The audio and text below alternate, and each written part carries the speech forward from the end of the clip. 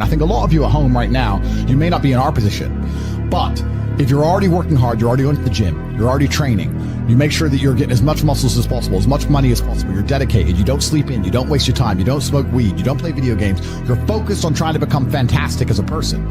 You can just ignore that girl. That girl who broke your heart or cheated on you, just ignore her. The most powerful move you can make is ignore her. Yeah, you could yell at her. Yeah, you could try and make her scared of you, blah, blah, right? That's not going to work. The powerful move is just to completely ignore her because you're on your ascent. She is likely on her descent. She likely has no intention of improving herself, no intention of becoming richer, no intention of becoming better looking. Time is against her. As she gets older, she's going to lose her looks. You're going to continue your ascent, and she's going to have to watch you for the rest of her life be the man that she could have been with that she's no longer good enough for. The best thing you can do is simply ignore her. That is the powerful move. When someone emails me and says, "This has happened to me," I'm like, good. No, what do you mean good? It's terrible. How else are you going to become important? How else are you going to find endless fire to get up and struggle in the face of the competition that's out here in the world? How else are you're going to do all that with a nice, cushy life? If any man's honest with himself, think about the biggest transformative stages in your life. Think about the times you got the most work done. It was a bad part of your life. You were heartbroken, or, you lost a house, or broke, or whatever. That's when you did shit. When everything was fine, the mortgage is paid, dinner's on time, it's kind of doop-de-doop-de-doo, little by little, do a little bit of work, do a little bit of relax.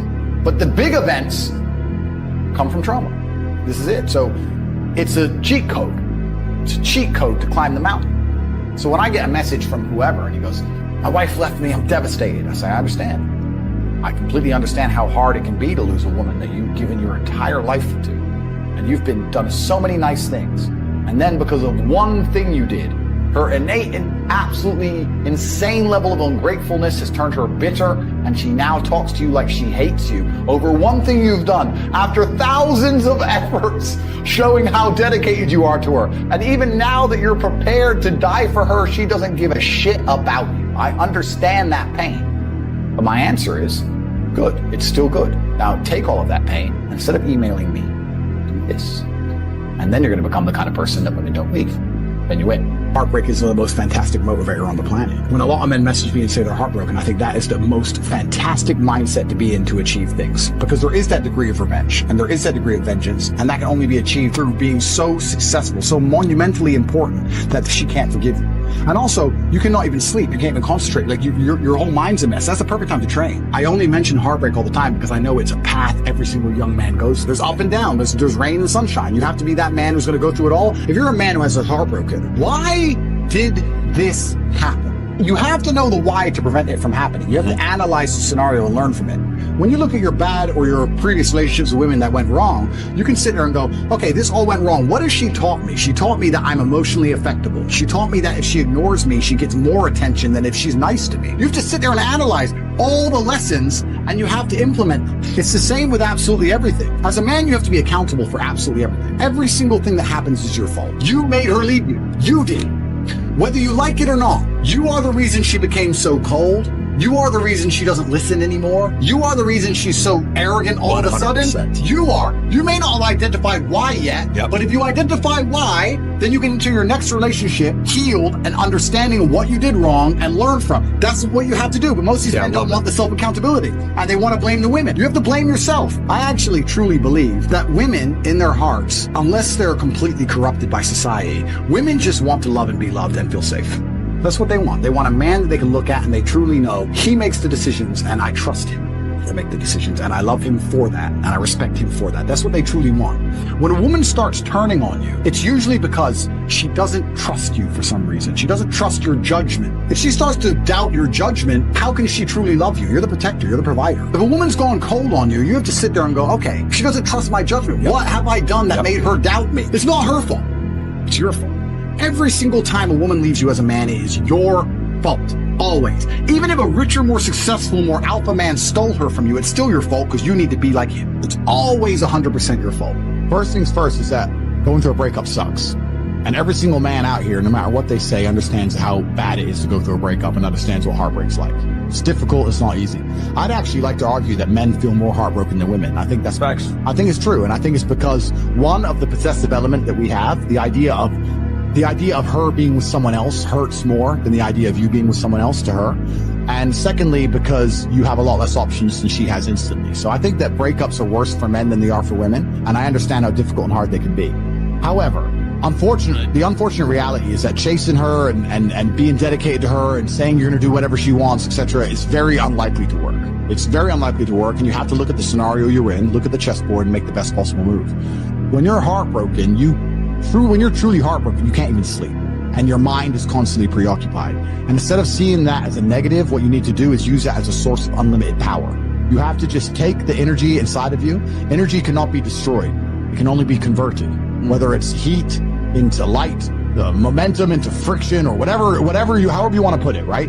Energy cannot be destroyed. It can only be converted from one form to another. And you have to look at that and understand that the sadness inside of you is energy. You can't destroy it, but you can convert it into something else which is constructive. And you just have to suck it up, buttercup, and get over it. And there's no other way to do it. And obviously having an abundance of women makes that easier. But I wouldn't even put it that way. I'd say if you were with a woman and you lost her and you're now lonely and she's going to be moving on and you're absolutely utterly heartbroken and you're destroyed inside, I understand how difficult that is. But now you have genuine sadness inside of you, which is unlimited motivation for you to become a beast, become an animal. And by the time you're finished becoming an animal, you won't care anymore. So if you really want to cure yourself, you just say, I'm going to get a six-pack and I'm going to get bigger arms. And by the time my arms are this size and I have a six-pack, you'll realize you don't give a shit about her anymore. That's just the way the world works. Let's say your wife breaks your heart. If you're not going to work, you can't sleep anymore. You're upset. She's running around with a new dude. You see her Instagram story. She got some new guy. You're furious and you're angry and you're jealous and you're bitter.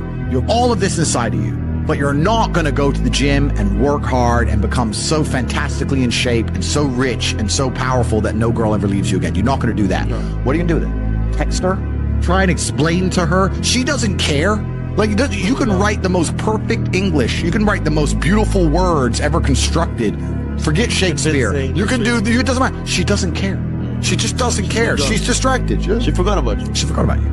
So what are you going to do with all of that inside of you if it's not positive? Well, it's going to consume you and you're going to end up self-destructive, or you're going to embarrass yourself, or you can take all of that and put yourself in a position where it never happens to you again. Yeah. Those are the choices. So what's the most intelligent choice to make? Yeah. You know? The cowardice is they are afraid to lose her. Trump says it in his book, The Art of the Deal. If you're not prepared to walk away from the table, you cannot negotiate. And that is absolutely true in a relationship. If you are not prepared to get rid of her, then what are you negotiating? If you're not prepared to say, sorry, that's the red line, goodbye, then you don't have a negotiating position. Mm-hmm. You don't have one, because you'll just say, no, forever. It'll just stay forever. There has to be a line you will not allow to be crossed. There has to be, right? And so many men are so scared of losing the girl, but if you refuse, men message me all the time, I need my girl to listen to me, but I don't want to split up with her. You already lost. Like, bro, if you're telling me there's no scenario in which you will leave her, I can't help you. Because I have people message me all the time and they go, oh yeah, but it's easy for you, Tate, you don't care. I say, no, incorrect. I will tell you right now on this podcast, I have walked away from women I loved with all my heart and women I missed for months, but I never told them and I never text them. I was a man about it. Being a man about things is not feeling things. It's being a man about it. Be a man about it. If she's not going to be the woman you need her to be, she has to go. It's actually very interesting, the masculine experience, because I like to believe that most men on the planet have lived a semi-similar timeline. All of us as men experience a very similar human paradigm, and that is that most men are born and you're not important, and then you go to school and you fall in love with some girl in school, and then you realize that all the 19-year-olds you want when you're 19 are with older dudes because they have cars or whatever, and you go through this experience of getting your heart broken and losing your girlfriend, etc., or accept they're gonna have their heart broken forever. But some men decide to become so big and important and strong and irreplaceable that they never have to suffer heartbreak again. You know why God made your girl leave you? Because he wanted to show you that you ain't shit. He wanted to show you that you are human and you're fallible and that you're very replaceable. So he decided to make you fall in love with the girl, and he decided to make her leave you. Now it is your job to look at the board, understand what's happened, say, I understand, God, I deserve that. I'm glad she left me and I'm sad, and do something about it. Because if you refuse, if you ignore God's message, next time you fall in love, guess what he's going to do? He's going to make her leave you. Every single man out here, if you're upset that your girl's leaving you, God is reminding you that you aren't worth shit. You need to get up and work so hard that even in the eyes of God, he is proud of you. God loves his creations, which show him their true potential and beauty by getting up and trying your absolute best and becoming a man of moral standing, he will reward you and bless you. So God just broke your heart on purpose to show you that the way you're living your life and the man you are simply are not good enough. What have you changed since? Nothing. You think God's going to forgive you for no reason? You think God's going to go, it's fine. He hasn't learned his lesson. He hasn't changed. He isn't even trying very hard. He's not up early in the gym. He ain't doing nothing. It's fine. Let's just let him fall in love. No, sir. This is going to repeat endlessly. It's a cycle that will not change until you take the message from God and become the man you're supposed to be. You deserve what's happened to you. You deserve how you feel. All of it. Right? What did we talk earlier about how trauma can mold you? How trauma can be a fantastic thing. Heartbreak, sadness, these are all fantastic motivators. I'm telling you why they're a fantastic motivator. You go to a guy who's heartbroken, he has all the motivation in the world to send 300 text messages. He has the motivation, he's putting it in the wrong place. That's 300 cold emails you could be sending to someone to pitch a business. That's a lot of money you could have made. Life's going to hurt you, and how you use that pain is completely and utterly up to you. You can use that pain to galvanize yourself as a man and become a better man you've ever been. I'm not saying that I'm only successful because of some chick. I'm saying that every single time that I was heartbroken, I never wasted a second. I was never wallowing. You are feeling the same pain that many men have felt. Every man out there has had his heart broken and understands how difficult it is as a man. But the difference is, as a man, you must build yourself into a man of credibility, which means to build yourself into a man of standing, we all start in a fairly similar position. I became me through tedious, arduous, difficult, never-ending work. You are wasting your time. There is a version of you in the world which is important, which is respected, which is rich, which is capable, which is charismatic and funny and interesting. You're not him yet, but you need to make a plan to become that person. That person exists. You have to make it come true. I don't believe in faking it before you make it. There is nothing fake about belief. You have to wait for the rest of the world to catch up with what you already know.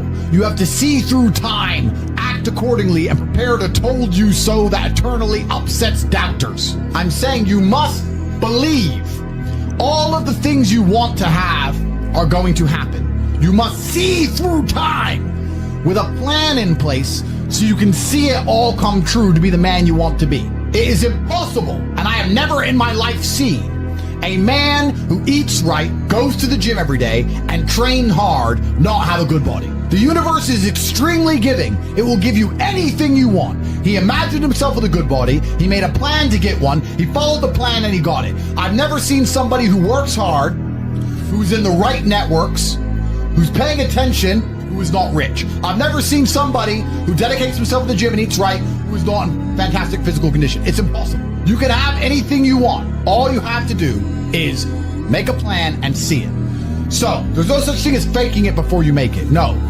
You see it and you make it come true. You make everybody else accept your version of reality. You see a version of yourself inside of your mind, and when other people do not see it, when they look at you, you bend space-time and change your outward projection, your avatar, so others view you exactly the way you see yourself. It is called belief. You must have a vision for who you could be. The power of belief is real. Words and thoughts have power. Use them. They are tools and weapons to aid your ascension to greatness. Let me give you a thought experiment, all the people at home. I had a very old video before I said, I'm a sayer. I'm a sayer. If I say something, it comes true, which means I don't need the motivation to do difficult things. I just need to find the energy to say things. But then I have a bond to myself because my word is my bond and my contract is golden, where I do them. So if I say I'll do 1,000 push-ups, I'll do 1,000 push-ups. So when I'm sitting there feeling lazy, thinking I don't want to do 1,000 push-ups, I think, well, if I just say it, then I have to do it. And I always have the energy to say something, so then I do it. So that's why I always train. Please understand that losing hope is fatal. Hope is a requirement for success. My whole life was built on hope. You do not become a 4-time world champion without it. You cannot put yourself through the training required, through the sacrifices and pain, unless you believe and hope that you're going to win, that it's going to pay off in the end. You must believe in yourself. You must believe. You can achieve your dreams, but you need to regain your hope. I am here to show you it is possible. Was I telling the truth? I never lost hope. I knew. Hope and vision are slightly different. Vision, you can see where you want to end up, but hope is the belief that for sure the vision will come true. First, you want to become as strong as physically possible. So you want to be as strong as physically possible. Next, you want to try and make as much money as possible. Not even necessarily for the money, although money is extremely important because it allows you to take care of yourself. We talked about this before, but there's a challenge involved, and solving that challenge is going to make you feel more satisfied as a human. Happiness comes from success, and making money is success. You should try and make people around you smile and be happy. You should try and encourage positivity around you. You should be the kind of person that no one can really complain about their struggles around because they know that you're the person who's going to be like, why are you complaining when you could just simply fix it? Especially successful people. Successful people are uninterested in stealing because we'd rather everybody win and keep the friendship and keep the network and keep the positive orgons and keep the good karma than make a little bit extra money. So it's amazing what you see in the world. And if you become a person who is happy and successful and can take care of himself and adopt struggles, you're going to start finding those other people who do the same thing, and then you're going to build a network and become fantastic. If you lack somewhere, excel somewhere else. Counter your weaknesses by honing other capabilities. If you're ugly, become filthy rich. If you're poor, be as strong as an ox. Life is unfair. The primary focus of your energies is to balance the books. And there's two different ways you could interpret that. You can obviously increase the attributes that you are lacking. If you have the ability to train, because a lot of people don't. Some people are born without arms and legs, but you, with 2 arms and 2 legs, are sitting at home jerking off the hub, flabby and fat. If you have the ability to train, you should be doing it. But also, there are some things that some people are just better at, and you can counteract that problem by teaming up with people who compensate for your weaknesses. People who are strong in areas where you are weak, and you team up with people where you are strong in areas where they are weak. So if you have a disadvantage, you also have somewhere God has given you a distinct advantage over others, and it is your duty to excel in that realm. It is your duty to become so monumentally influential and powerful within that specific criteria in which you have the capability to be brilliant, that your weaknesses no longer appear because they can be simply overshadowed by your network or overshadowed by your absolute competence. The reason I'm the luckiest man on earth is because God has given me endless building blocks to build a superhero. He's given me endless power. He's given me endless motivation. What do we say? Yeah. He's given me I have endless sources of power. I can sit here right now and recall events that will prevent me from sleeping for 2 to 3 days. That gives me a superpower that other men do not have. They want to go to sleep. They're tired. I can stop being tired for days at a time. I can just have a thought. I can remember. I can sit, close my eyes, and use the power of my brain to vividly remember events, and I will not sleep for days. And when people come to me and say, oh, this happened, I'm really sad, or my heart broke, or this bad thing happened to me, I say, good. Thank the Lord that he's given you this endless source of motivation. You're wasting it. That's your problem. But it's been given to you. Nitrous oxide has been given to you. You just have to use it in the correct way. So I'm the luckiest man in the world because all the bad things that happened to me have given me all the building blocks to become the most fantastic man on the face of the planet.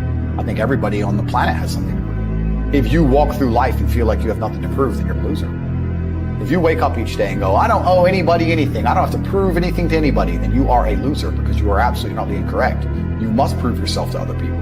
You must prove yourself to your bloodline, as we just discussed. You must prove yourself to God. God hates the lazy. He can't stand them. If he gives you all these genetic dispositions and these natural God-given gifts, if you have 2 arms and 2 legs and you can think, and you're not trying your absolute best, that's the reason you're not lucky. He doesn't like you. He likes the people which show him the beauty of his own creation. He likes to give somebody building blocks and them to build something amazing. It's the best thing about being a man. You have to build who you are, right? You can decide if you want to be a funny comedian or a musician or a kickboxing world champion or fight the Matrix. You can decide whatever you want to be. God loves to see that. Those people, for some reason, seem to be enormously lucky, right? The person who goes, I don't have to prove anything to God. I don't owe all of my ancestors any effort. For 5,000 years, people were dodging saber-toothed tigers and catching the plague and running from Genghis Khan. I don't owe them anything. Don't owe them a thing because I want to play video games. These people are losers. I wake up every day with something to prove. I have hundreds of millions of dollars. I'm in fantastic shape, 4 times world champion. I will have to be braver. I must try harder. All I do is prove myself.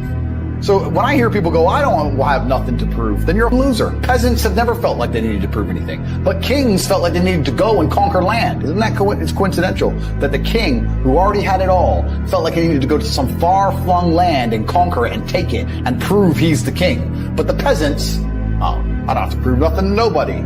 You're a loser then. You're a dummy. I absolutely and utterly completely have everything to prove to everybody all of the time. That's who I am. I will prove anything to anybody. If I sit and say X, I will prove it. If you never make a mark on the world, then you effectively never existed.